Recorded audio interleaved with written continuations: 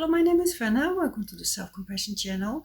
I am a certified coach and counselor, and I work with people in a Limerence episode and also with their partners. If you want my help in one-on-one coaching, please send me an email. My email address, of course, is in the description below. Now, Limerence, my big loving, big sweet Limerence. You love so big. What is Limerence love? Feels like love. Is it love? Is it more complex than a yes or no? Let's find it out.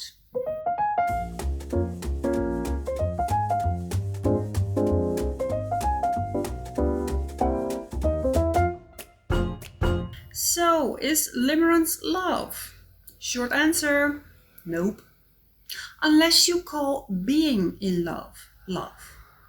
The longer answer will be, although love and limerence are often used mixed together, we say things as, oh, I love them so much, or this is the love of my life, or the love I feel for this person. We throw the word love around quite often as a limerent.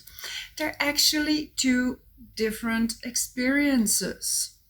And of course, while both involve intense emotion and a strong desire to connect with the other person, there are also important differences between the two concepts.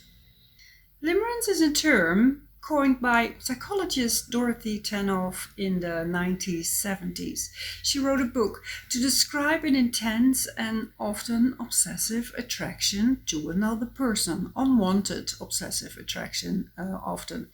People experience limerence and they feel euphoric when thinking about the other, and they're ruminating, and they might spend longer periods of time fantasizing about them. And limerence is often described as a highly emotional and irrational state with intense highs and intense lows and a lot of unwanted preoccupation with the other person. Yeah, that sounds more like being in love. And being in love and limerence both start out as the same symptoms, nothing out of the ordinary going on there. It's only when we take a wrong turn. The turn of confusion, mixed messages, unfulfillment, not being able to let go, no clarity, and a lot of obstacles mixed with a lot of hope.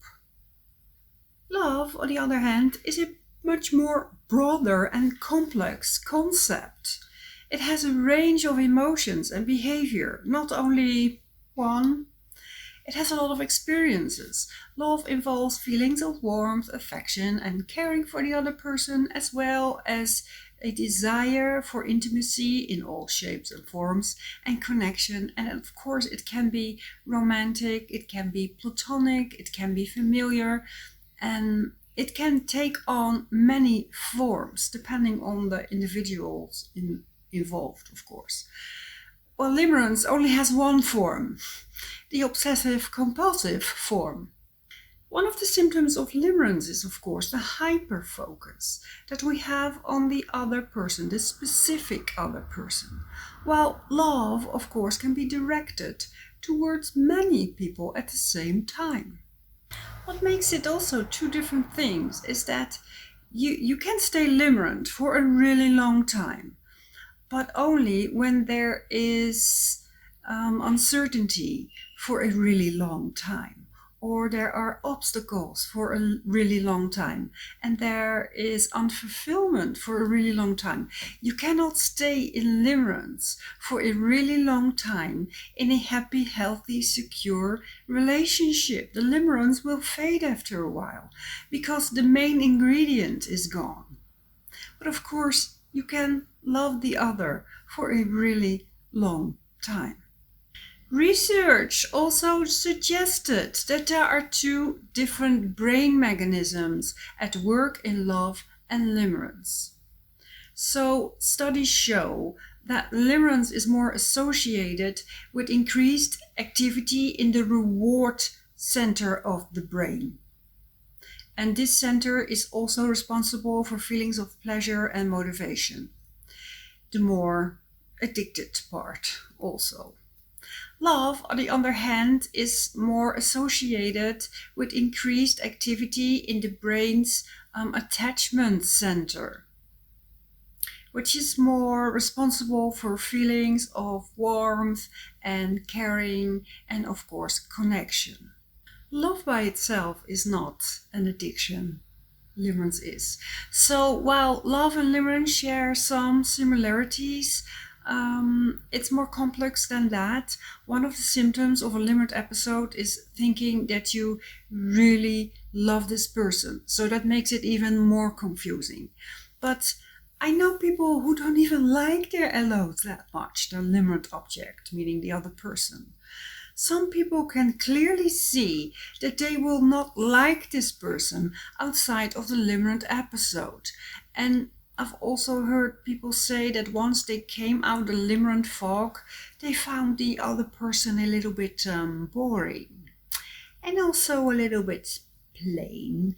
I've also heard someone say, every time I come out of a limerent episode, I find the other person slightly disgusting, which I thought was hilarious. So they are fundamentally different experiences. And of course, I've seen people who have both. They love the person and they're also in limerence with their ex, for example, or a really dear friend, or someone they know quite well. And of course, these people are in limerence and they love the other person. So to make it more easy, we can see limerence as being in love. And being in love is just not the same as love.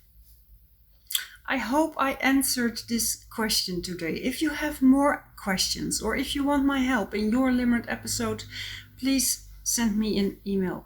And for now, I want to thank you for watching this video and I hope to see you in another video. Bye!